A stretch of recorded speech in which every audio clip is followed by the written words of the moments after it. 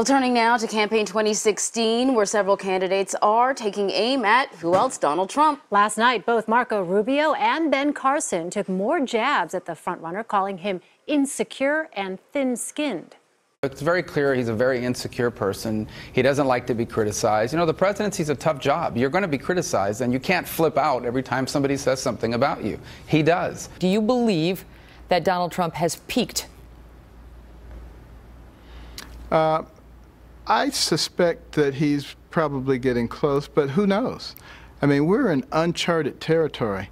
We've never had anything like this with all these insurgents, outsiders doing so well, because it resonates with the people. And it really kind of depends on whether he continues to put material out that people resonate with and doesn't, you know, become too thin-skinned and start attacking people over everything. Joining us in Washington is Chief Political Correspondent for Vox, Jon Allen. Jon, thanks for being with us. A month ago, it was interesting. A lot of people, those candidates I'm talking about, seemed afraid to take on Donald Trump, but now they are openly engaging with him. Are the candidates feeling like the Donald has become weaker now? What's changed? Well, I think what you've seen here is a piercing of the armor, and it really started in that second Republican debate a couple of weeks ago where you saw Trump stumble a little bit in the debate. You saw Carly Fiorina go after him, particularly well in terms of him having gone after her and her saying that women across America had heard what he'd said.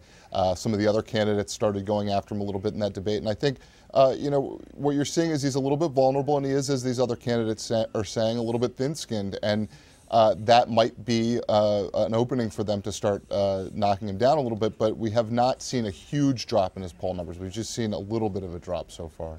So today is the last day to report campaign funding numbers for the third quarter. That's pretty significant. How do you think these figures will change the GOP race? What's your prediction? That's a great question. I think what we're going to see is whether Jeb Bush continues to have viability and sustainability in this race. He raised a ton of money in the last quarter, over $100 million between all of his committees. If he has a slow fundraising month, you might start to see some of the other candidates, some of the donors go to other candidates, perhaps Marco Rubio. A lot of people think he would be the beneficiary of that. I think people are going to look to see what Rubio's fundraising is like, to see how strong he is. And obviously there's going to be a lot of attention on what Trump reports and what Ben Carson reports and what Carly Fiorina reports. But it does have the potential of reshuffling the deck a little bit, particularly among those lower tier candidates. Jon, turning to the Democratic side, you wrote an article about how while Iowans like Bernie Sanders, they doubt that he can win the general election. Is this what the Hillary Clinton's campaign, is banking on at this point?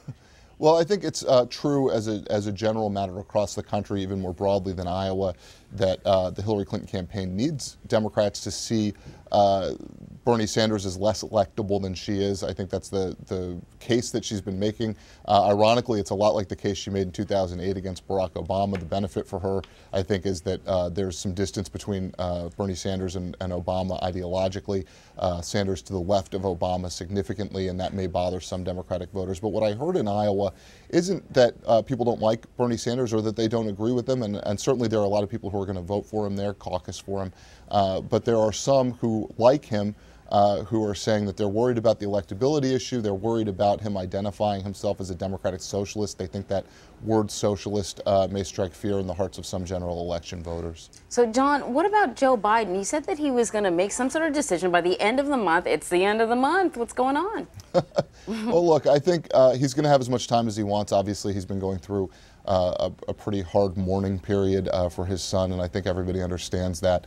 I'm not sure that he needs to get in. In fact, if you're Joe Biden and you're the sitting vice president, you have the ability to use the tools of the White House to go out and make connections with Democratic constituent groups, as he's done, whether you're talking about unions or other groups. That's an advantage he's got, and the second he gets into the political field, that may start to sap away a little bit. I think there's a question as to whether if he is going to get in, if it'll be before that first debate. I'm not sure he even needs to do that. That's October 13th. All right, we'll be watching. We know you will too. Vox Chief Political Correspondent Jon Allen, thanks for joining us. Thank you.